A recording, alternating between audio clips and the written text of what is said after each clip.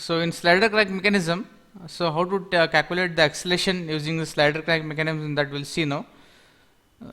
So in this problem you can see OA and B connected with the G here. This forms a slider crank mechanism where OA is a crank and AB is a connecting rod, and at point B you can see the slider, okay, which is having from the fixed point G. Okay, so you need to solve the acceleration. So for that, first let us solve the acceleration equation. So if you want to get the velocity of slider or acceleration of a slider at point B relative to O, okay, so you follow the same method. If you want to get from B to O, so acceleration of B relative to O, you get acceleration of B relative to A, then A to O. Okay, same as for 4-bar mechanism. So FBO, that is from here to here, so it will be from FBA plus FAO. Then O and G point are nothing but 6 fixed points here, so it considers as FBG, and that will be equal to nothing but FAO plus FBA, and that will be equal to the consideration of OA plus BA. But in this case, what they have taken, so if you take a crank, OA rotates at a uniform velocity, okay, rotates at a uniform velocity, and therefore the acceleration of A relative to O will be having only the centripetal component. Okay, in the last class we had discussed there are two components, that is, one is the centripetal and one other is the tangential. Okay, so when you take with respect to uniform velocity, this word is very important. If you take uniform velocity, in that case we will be only discussing with the centripetal component, there will not be the tangential component. So this thing you should remember. So in the problem also, when there is a given as uniform velocity, you have to take only the centripetal component. Okay, so like this you can see here. I had shown you this in the last class also, the theoretical thing. I had shown this cases. You can see when alpha equal to 0, OA rotates at uniform angular velocity, and therefore tangential will be 0, and only the centripetal will be taken in consideration. And if when omega is 0, you get the linear motion, and that time FC will be 0 and tangential will be the total acceleration. Okay, so this points I had told you. So the same thing we consider over here in this what they are given. They are given that a uniform velocity is considered, so it will be having only the centripetal. So similarly, if the slider moves in a linear direction, then there will not be any no centripetal. So for this, what they have taken, so AO becomes only one component. That's why they have taken only one component, and we have BA with the two components, because this is not moving with a uniform velocity. So FC BA, then FT BA, both centripetal and tangential both will take here. So it becomes G1 B1 equal to O1 A1 plus A1 BA plus BA B1. So this will have A1 to BA in this format, because both centripetal and tangential is there. Okay, so total you will be getting 4 parameters. So to get in that form of table, so first we calculate FAO. So you know the magnitude equation, so it is nothing but velocity squared by the length of the link. Okay, so if you want to get FAO, it is nothing but OA square from the velocity diagram. So from the velocity you calculate the OA value, and OA square by OA, and the direction should be parallel to OA. Similarly, for BA in the centripetal direction, A1 to BA, it will be again AB square by AB. So this is also centripetal, so parallel to AB. And then next one, tangential component FT BA, this will be BA B1, and you don't know the magnitude because not given, and it will be perpendicular to AB. So tangential is always perpendicular. And last, the slider part. So slider will always be same axis. Okay, so always you should draw a horizontal line. So always remember, you have to get a horizontal line, so parallel to the line of motion of B. So this is for the slider consideration. Okay, so if you want to get now from O1 to A1, So from O1 to A1, you have to take parallel to OA. So OA is this direction, and from this we take it opposite direction downwards. So we get O1 to A1 like this, and you get FAO component. Then from next part A1 to BA, so this will be parallel to AB. So this is direction from here. So we take reverse direction. So A1 to BA, this one, and now next one tangential component will be perpendicular to this, perpendicular to AB, or already whatever you have drawn from there perpendicular. So here you can draw a straight line like this, and then you know that last one will be parallel to the line of motion, that is horizontal line. So from here if you extend it here, it is going to cross, and this intersection point will be nothing but your point B1, and when you join A1 to B1, automatically you get the resultant from A1 to B1, and then you can measure the other acceleration values. Okay, so this is the basic things what you need to do for the slider crank mechanism. Okay, so let us take this same concept to solve the problem now. So in the last class I told you to draw this diagram and space diagram and keep it ready. Okay, so we are using the same problem what you did for the velocity. Okay, same problem, already you have drawn this with velocity. Okay, so just will continue with the acceleration part. So first you have to draw the space diagram. So first draw O to A, then from A to B you know the distance, so draw a same horizontal line, axis O to here point B, and then cut from A to B. Okay, so you get the space diagram like this, and what he has given in the question that is important for us. So he has given OA rotates at 20 radians per second counterclockwise direction. So here is given here counterclockwise direction, and the angular velocity is given 20 radians per second. So you can calculate the velocity at point A. So we know that VA is nothing but angular velocity multiplied by the length of the link OA. So 0.48 meters is the length of OA. So multiplied by 20, you get 9.6 meter per second as the velocity at point A. Okay, so from there you first draw the velocity diagram. So you have already drawn this in the velocity analysis. So already you have done this. Okay, so start from point point O, then taken from OA perpendicular you are taken that time. So first you have to take a direction also you know, and the magnitude also you know. So it is from O to A 9.6.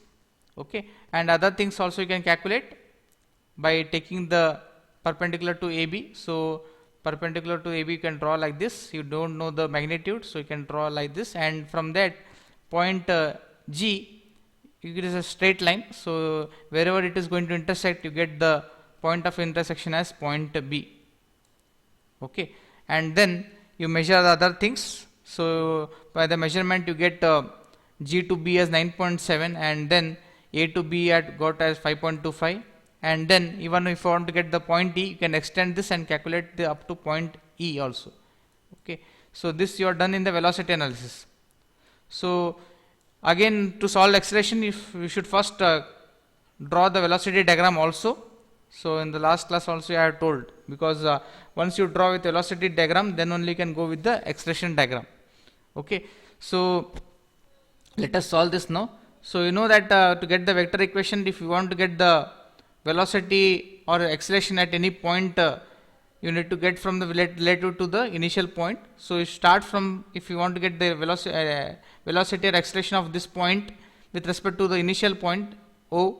So FBO will be nothing but B to A and then A to O. Okay, so same thing we have taken again, same thing. So FBO is equal to FBA plus FAO. Okay, so in the same format what we had taken here, so this is nothing but O and G are same point which is fixed, so it becomes FBG equal to FAO plus FBA, and AO component is only having the centripetal component. Why? Because alpha is not at all given here, alpha not given, means angular acceleration is not given, means only it is going for uniform velocity, there is no acceleration component. So we'll be following it by uniform velocity method. So only we consider the centripetal component. So only we consider the centripetal, no tangential, because angular acceleration is not discussed over here. Okay. So FCAO plus FBAC and FBA tangential. So one centripetal component and one tangential component. This will be there as it is. So G1 B1 will be equal to O1 A1. Then to get A1 to B1, you need to take A1 to BA plus BA to B1. So here one centripetal and one tangential component you need to use. Okay. So next, after this you need to draw the table, right? So draw the table now. FCAO, first one, it is O1 to A1. So OA already you measured it from the velocity diagram. So O1 O to A1, A is nothing but 9.6, already you calculated and already known to you. So 9.6 square divided by the length of OA. So you get 192, and you have to take now parallel to OA, because same thing, just it is centripetal component. Then FCBA now, A1 to BA, it is AB square by AB. So AB, small ab from the velocity you had measured it in the velocity diagram, you got 5.25 square divided by the length of AB. So length of AB is 1.6 meters. So you get 17.2. Again this is centripetal component, so you take parallel to AB, and sense is again from A. Okay. Then comes the tangential component, FTBA, it is BA to B1. So here is not given, so we'll just leave it as blank. Then tangential, you know the direction, always it will be perpendicular. Okay. So perpendicular direction, and sense you don't know, and FBG also you don't know, and but you know the direction, it is parallel to the slider motion, that is nothing but horizontal line. So you know this thing. Okay. So this is the table. Now using this table you need to draw the acceleration diagram. Okay. So I'll explain this first how to draw, later you can draw it. Okay. So first we'll start with this point O1. So you take one point here. So let us start with O1 G1. So starting point and end point should be same. So take a pole point O1 or G1. Then first vector is given from O1 to A1. Okay. So O1 to A1 is 192 value, and it is parallel to OA. So OA is this direction, but we take the reverse because it is always opposite direction, counterclockwise directions, and so O to A is this direction, so we'll take here downwards. So start from O1, and then you take a length of 192 meter per second square, take a suitable scale of 192, and then parallel to that direction you draw from O1 to A1. Okay, draw O1 to A1 like this.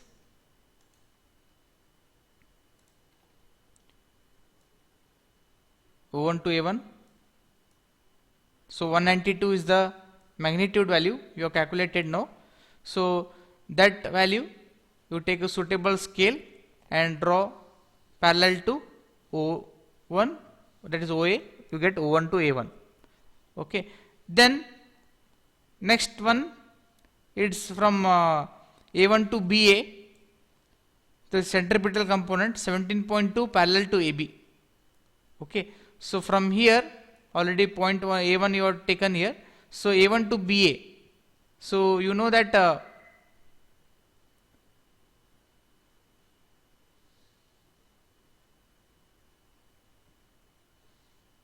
it is from A to B, this parallel, so reverse direction you need to take. So A1 to BA, get small value because 192 is very huge number and 17.2 is very small.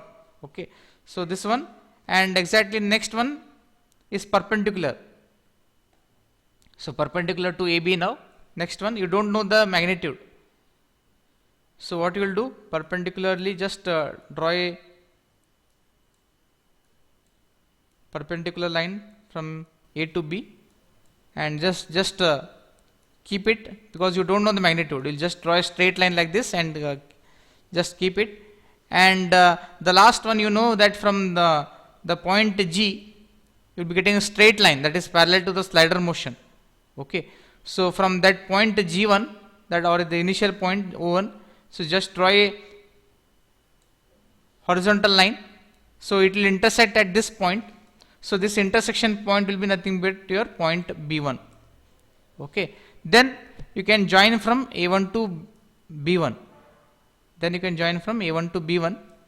So you get now the A1 to B1. So A1 B1 is nothing but the main component what we need. Okay, so A1 to BA, then BA to B1, then resultant you get as A1 B1. Okay, then what is asked in the question that you need to see. So first he has told to calculate the acceleration of the slider at point B. Okay, so to get acceleration at point B, what you should take? You have to measure the point B from the initial point. Okay, that is nothing but from the starting point. Okay, so how to get that? It will be from, if you measure from O1 or G1, that is this point, and measure from this distance.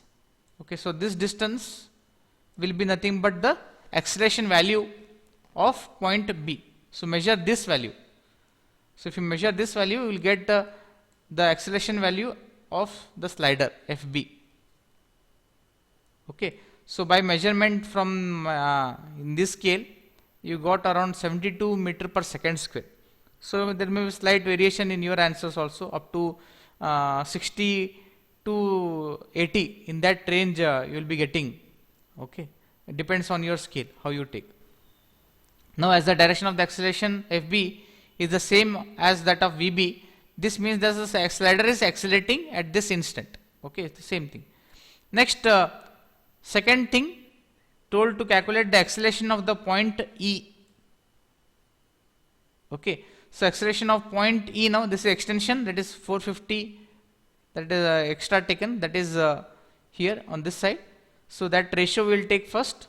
So this ratio if you take, it is nothing but B1 divided by B1 A1 will be equal to B by BA. Okay, so substitute all the values.